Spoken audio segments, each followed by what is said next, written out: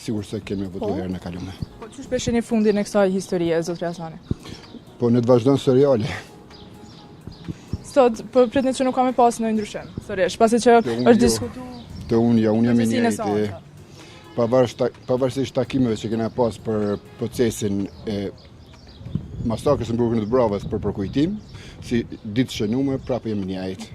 Deputati është Politika dhe ajo ndjeshmëria është mbi partit, sepse aty janë vra 118 shqiptarë, pavarësisht kush janë burra, vllazër, prindër të njerëz tanë që janë vra nga gardianët, policia, ushtria.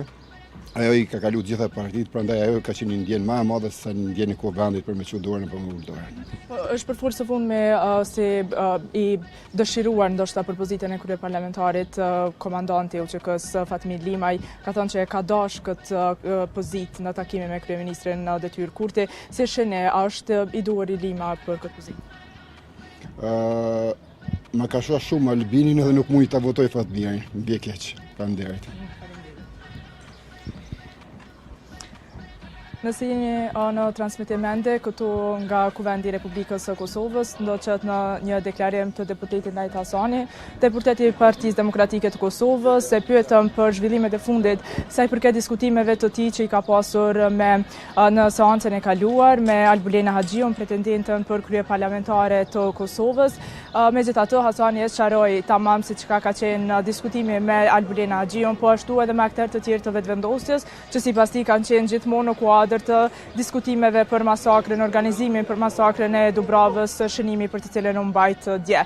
Derisa në lidhje me zhvillimet e tjera, e dëgjuat pra deklarimin e tij edhe për pozitën e kryeparlamentarit, nëse komandanti i luftës, komandant Çeliko, Fatmir Limaj është i duhur apo jo për pozitën e kryeparlamentarit, pasi përfundimisht kryeministri në detyrë Albin Kurti ka treguar që ka diskutuar me Limajin pikërisht për këtë pozitë dhe që Limaj ja ka kërkuar që të jetë kryeparlamentar i Kuvendit të Kosovës, megjithatë sipas Kurtit është e pamundur që komandant Çeliko të udhëheqë me krejt Kuvendin, pasi që i ka vetëm 3 vota në Kuvend. Po Qëndresa jemi në fund po mundur bashkëpunimin me Limajin për qeveri dhe ka thënë që për këtë edhe do diskutojnë tutje.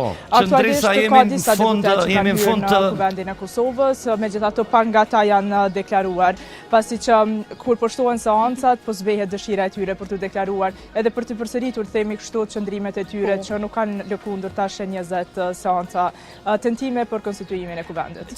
Qëndresa, të faleminderit shumë për të gjitha këto informacione për shkak të kohës së limituar që e kemi këtu në emisionin Folmarin, ne duhet ta përfundojmë këtë. Megjithatë falenderojmë të tre gazetarët.